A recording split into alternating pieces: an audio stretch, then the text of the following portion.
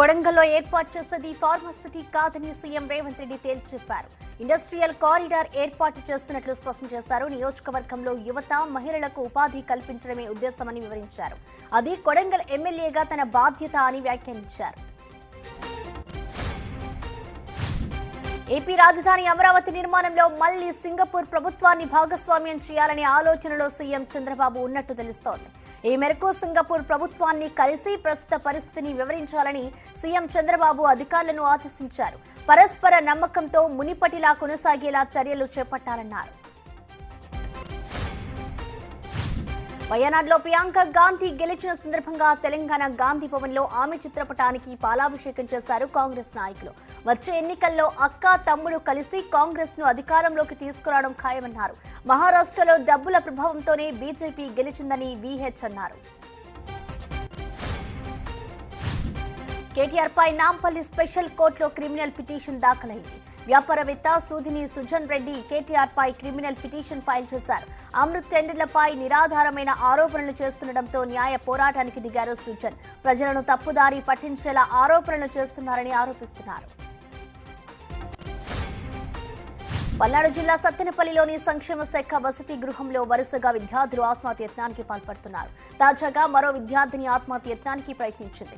మనస్తాపంతో నిద్ర మాత్రలు మింగినట్లు తెలుస్తోంది. గమనించిన తోటి విద్యార్థులు ఆసుపత్రికి తరలించడంతో ప్రమాదం తప్పింది. వారం రోజుల వ్యవధిలో 3 విద్యార్థులు ఆత్మహత్య చేసుకోవడానికి ప్రయత్నించడం కలకలం రేపుతోంది.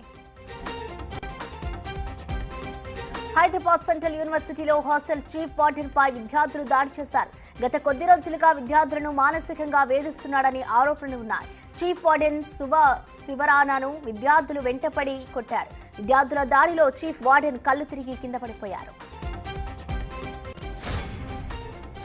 మహారాష్ట్ర సీఎం ఎవరిని దానిపై చర్చ జరుగుతోంది. సీఎం రేసులో ఏక్నాథ్ షిండే, ఫడ్నవీస్, అజిత్ పవార్ ముందు వరుసలో ఉన్నారు.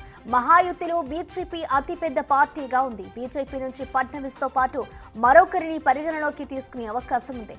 ఎక్కువ సీట్లు వచ్చిన వారికే సీఎం పదవి ఇవ్వాలన్న రూల్ లేదంటున్నారు ఏక్నాథ్ షిండే. మహారాష్ట్రలో గెలుపుతో సరికొత్త రికార్డును సృష్టించామన్నారు ప్రధాని నరేంద్ర మోడీ. బీజేపీ కూటమిని 3వ మహారాష్ట్ర ప్రజలు అందించినందుకు ధన్యవాదాలు తెలిపారు. ఇదో చారిత్రాత్మక గెలుపన్నారు. ఇదే సమయంలో విపక్ష పార్టీలపై తీవ్ర స్థాయిలో విమర్శలు చేశారు మోడీ. జార్ఖండ్ అసెంబ్లీ ఎన్నికల్లో జేఎంఎం కూటమి విజయం సాధించింది. ప్రభుత్వాన్ని ఏర్పాటు చేసే మెజారిటీ సాధించడంతో కూటమి శ్రేణులు సంబరాలు చేసుకున్నారు. అయితే జార్ఖండ్ సీఎం ఎవరు కొనసాగుతారనే ప్రశ్నకు కాంగ్రెస్ స్పందించింది. జార్ఖండ్ సీఎంగా హేమంత్ సోరెన్ కొనసాగుతారని AICC general secretary Ghulam Mohammad Mir వెల్లడించారు. పాకిస్తాన్లోని ఖైబర్ పఖ్తూన్ఖ్వా ప్రావిన్స్ లో జరిగిన హింసలో 18 మంది దుర్మరణం చెందారు. మరో 30 మంది వరకు గాయపడ్డారు. వాహనాల కార్వాయిపై దాడి తర్వాత ఆఫ్ఘనిస్తాన్ సరిహద్దుల్లోని కుర్రాం జిల్లా అలీజాయ్, బగన్ తెగల మధ్య ఘర్షణ చోటు చేసుకుంది. ఈ ఘటనలో 47 మంది వరకు హత్యకు గురయ్యారు.